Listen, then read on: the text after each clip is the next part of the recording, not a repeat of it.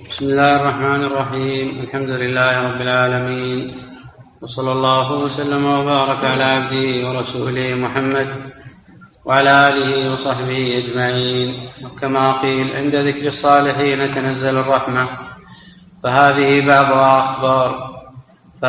بعض أخبار العاقل الرشيد والعابد الشكير مطرف بن عبد الله بن الشخير رحمة الله عليه. أسأل الله أن ينفعني وإخواني بما فيها من العلم والخير. هو مطرف بن عبد الله بن الشخير أبو عبد الله العامري من بني عامر بن صعصع، كان رأسا في العلم والعمل، وله جلالة في الإسلام ووقع في النفوس. حدث عن أبيه عبد الله رضي الله تعالى عنه، وعن علي وعمار وعائشة وعمران وعياض وعبد الله بن مغفل المزني وجماعة من الصحابة. وكان عاقلا رشيدا مغبوطا في فضله وورعه وعقله ويقينه. قال أحمد العجلي: لم ينجو من فتنة ابن الأشعث بالبصرة إلا مطرف بن عبد الله وابن سيرين، ولم ينجو منها بالكوفة إلا خيثمة بن عبد الرحمن وإبراهيم النخعي. وقال العلاء بن زياد: لو كنت متمنيا لتمنيت فقه الحسن وورع ابن سيرين وصواب مطرف وصلاة مسلم بن يسار. ومع أنه لم يشارك في فتنة القراء إلا أنه لم يسلم من آثارها، فكان الحجاج يستعرض الناس ولا يترك أحدا حتى يقر على نفسه بالكفر وإلا قتله. فاستدعى مطرفا وقال له الحجاج: أتقر على نفسك بالكفر؟ قال في ذلك الموقف: إن من شق العصا وسفك الدماء ونكث البيعة وأخاف المسلمين لجدير بالكفر. فقال الحجاج: خلوا عنه. قال إياس: رأيت أبا العلاء يزيد بن عبد الله بن الشخير أخا مطرف فيما يرى النائم، فقلت: يا أبا العلاء، كيف وجدت طعم الموت؟ قال: وجدته مرا كريها. قلت: فماذا صرت إليه بعد الموت؟ قال: صرت إلى روح وريحان ورب غير غضبان. قلت: وأخوك مطرف؟ قال: فاز علي بيقينه. توفي رحمة الله عليه سنة 95 للهجرة، وكان أكبر من الحسن ب20 سنة. وأبوه هو الصحابي عبد الله بن الشخير رضي الله تعالى عنه صاحب الحديث الشهير. قال: انطلقت في وفد بني عامر إلى النبي صلى الله عليه وسلم، فقلنا: يا رسول الله، أنت سيدنا. فقال: السيد الله تبارك وتعالى. قلنا: وأفضلنا فضلا وأعظمنا طولا؟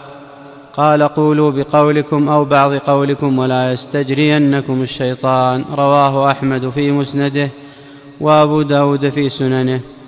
وهو الذي روى الحديث عبد الله بن الشخير قال: انتهيت إلى رسول الله صلى الله عليه وسلم وهو يصلي ولجوفه أزيز كأزيز المرجل، يعني من البكاء. رواه أحمد في مسنده.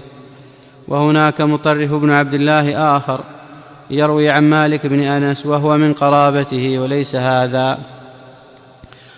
ومن آثار مطرف رحمه الله: كان له كرامات عند الله تعالى. قال حميد بن هلال: كان بين مطرف وبين رجل شيء، فكذب على مطرف عند القاضي، فقال مطرف: إن كنت كاذبا فعجل الله حتفك. قال: فمات الرجل في مكانه، فاستدعى أهله زيادا على مطرف وطلبوا القصاص. فقال زياد: هل ضربه؟ هل مسه بيده؟ قالوا: لا. قال: دعوة رجل صالح وافقت قدرا فلم يجعل لهم شيئا. وعن غيلان قال: حبس الحجاج مورقا العجلي. قال: فطلبناه فأعيانا. قال مطرف: تعالوا ندعو الله تعالى. فدعا مطرف وأمنا. فلما كان من العشي أذن الحجاج للناس فدخلوا، ودخل أبو مورق في من دخل. فلما رآه الحجاج قال لحرسيه: اذهب مع هذا الشيخ إلى السجن وادفع إليه ابنه دون أن يكلمه أحد. وقال قتادة: كان مطرف بن عبد الله وصاحب له سريا في ليلة مظلمة فأضاء صوت كل واحد منهما، فقال صاحبه: لو حدثنا الناس بهذا كذبونا. قال مطرف: المكذب أكذب، أي المكذب بنعمة الله أكذب. وقال سليمان بن المغيرة: كان مطرف إذا دخل بيته سبحت معه آنية بيته. وروى ابن سعد في الطبقات وابن أبي الدنيا عن ثابت البناني أنه ورجل آخر دخلا على مطرف بن عبد الله بن الشخير يعودانه فوجداه مغمى عليه، فقال: فسطعت منه 3 أنوار، نور من رأسه ونور من وسطه ونور من رجليه، فهالنا ذلك. فلما أفاق قلنا له: لقد رأينا شيئا هالنا. قال: وما هو؟ فأخبرناه. قال: ورأيتم ذلك؟ قلنا: نعم. قال: تلك سورة ألف لام ميم السجدة، وهي 29 آية، سطع أولها من رأسي وأوسطها من وسطي وآخرها من عند رجلي، وصعدت تشفع لي، وهذه سورة تبارك تحرسني. قال: فمات رحمه الله، وكان ملازما لكتاب الله محبا له طول حياته، وهو الذي قال له عمران بن حسين رضي الله عنه من شدة محبته لمطرف: أما والله لو شفعت في أحد لأشفعن فيك يا مطرف. وعن أبي التياح قال: كان مطرف بن عبد الله يبدو أن يسكن البادية في أطراف البصرة، فإذا كانت ليلة الجمعة أدلج من السحر إلى البصرة فيصلي فيها الصبح، ثم يصلي فيها الجمعة، ثم يمكث في مصلاه حتى تغيب الشمس، ثم يعود إلى باديته، وربما نور له صوته. قال: فأدلج حتى إذا كان عند المقبرة، مقبرة يجتازها في طريقه، هوم على فرسه أي نعس. قال: فرأيت أهل القبور كل صاحب قبر جالس على قبره. قال: فلما رأوني قالوا: هذا مطرف قد ذهب إلى الجمعة. قلت: سبحان الله، أتعلمون عندكم يوم الجمعة من باقي الأيام؟ قالوا: نعم، ونعلم ما يقول فيه الطير. قلت: وما يقول الطير؟ قال: يقولون: سلام سلام من يوم صالح. وله آثار كثيرة نافعة رحمه الله، وخاصة في الفتن وفي السنة والجماعة ولزوم الجماعة، وفي القدر، وفي أبواب التوحيد، وفي التزكية. فمن آثاره رحمة الله عليه قال مطرف: لولا ما أعلم من نفسي لقليت الناس، أي لمقتهم. وفي لفظ قال: لو حمدت نفسي لمقت الناس. قال مطرف بن عبد الله وهو بعرفة في الموقف: اللهم لا ترد هذا الجمع بسببي أو لأجلي، من إزرائه على نفسه، يقول ذلك صادقا من قلبه: اللهم لا ترد هذا الجمع بسببي. وعن مطرف رحمة الله عليه قال: ما سمعت أحدا يمدحني إلا تصاغرت إلي نفسي، أو قال: مقدت نفسي لما أعلم منها. قال: فذكرت ذلك ليزيد بن مسلم فقال: ما من الناس أحد يسمع هذا المدح إلا سينزو به الشيطان، ولكن المؤمن يراجع، والحمق بعضه أهون من بعض. وقال مطرف: ما مررت بأهل مجلس فسمعت أحدا يثني علي خيرا إلا أخذ ذلك في. وقال رحمة الله عليه: لأن أبيت نائما وأصبح نادما أحب إلي من أن أبيت قائما وأصبح معجبا. وقال مطرف رحمة الله عليه: كفى بالنفس إطراء أن تذمها على الملأ كأنك تريد بذمها زينتها، وذلك عند الله سفه.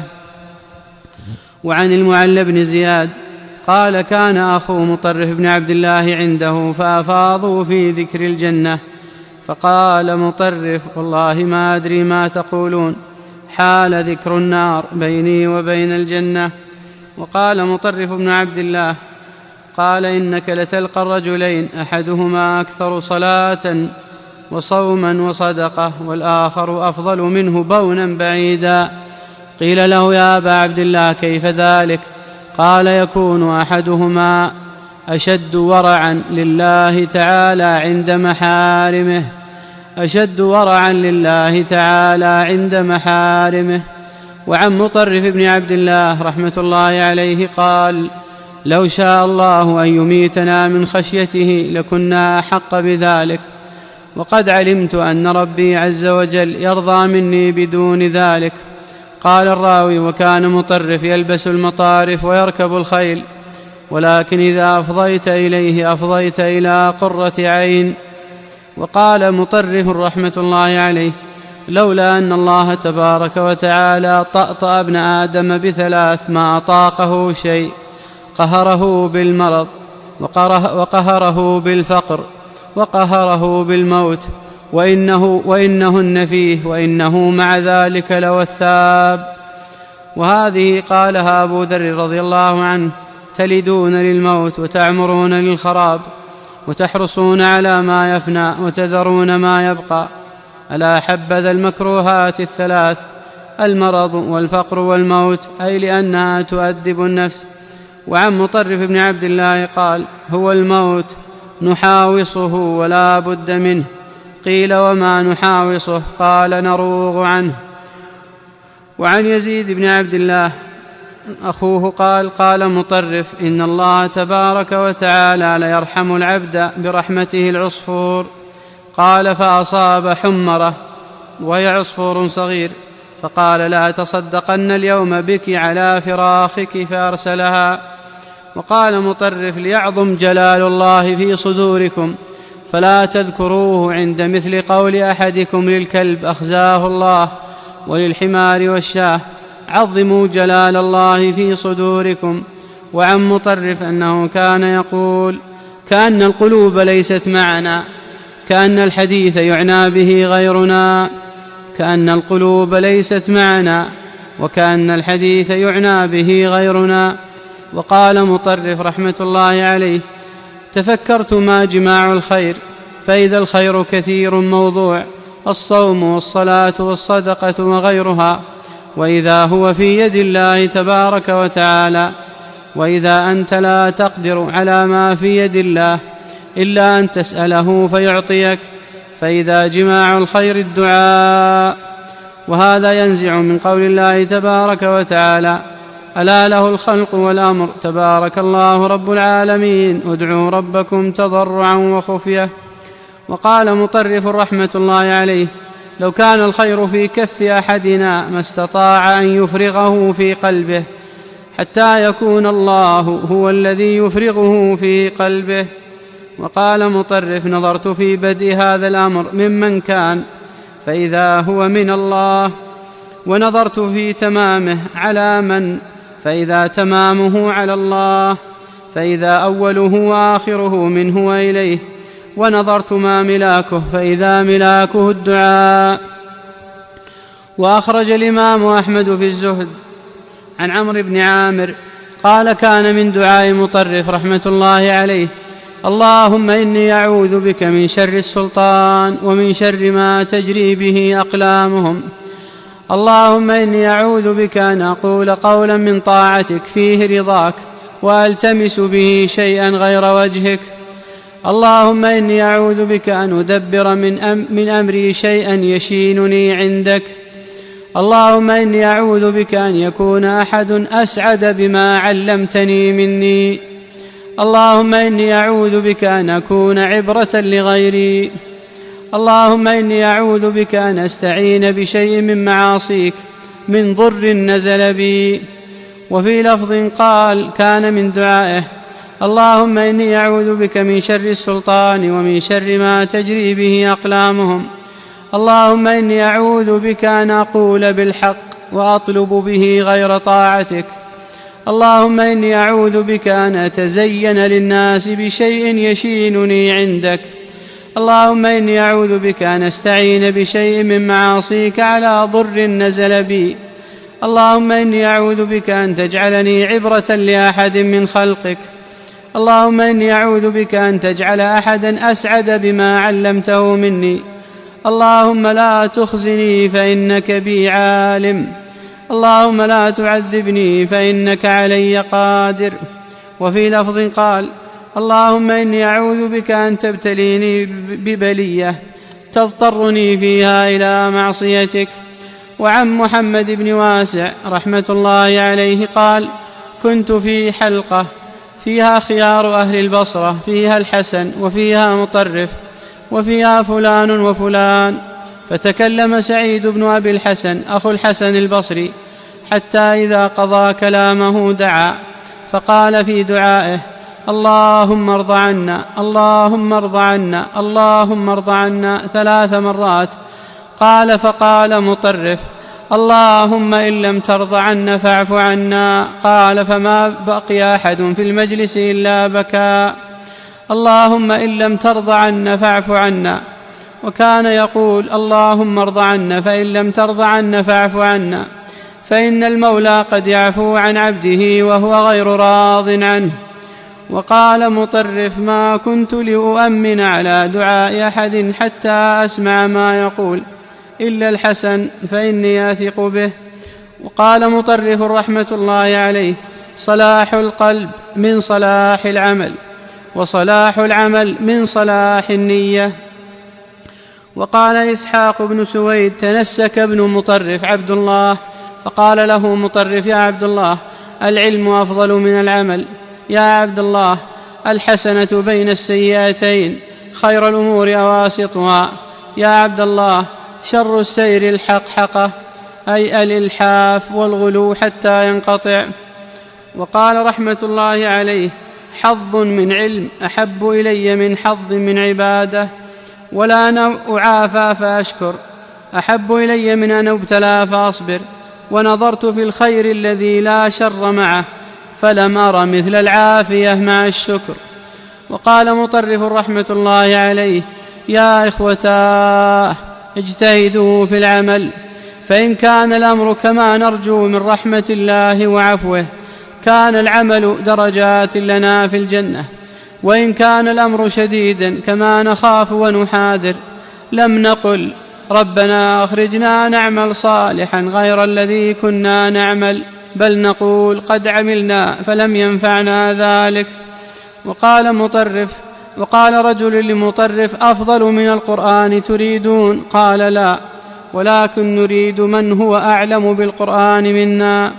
رحمة الله عليه. نسأل الله أن يلحقنا بصالح سلفنا المؤمنين، وأن ينفعنا بما علمنا، وأن لا يفتننا، وأن لا يجعلنا عبرة لغيرنا، وأن لا يكون أحد أسعد بما علمنا منا.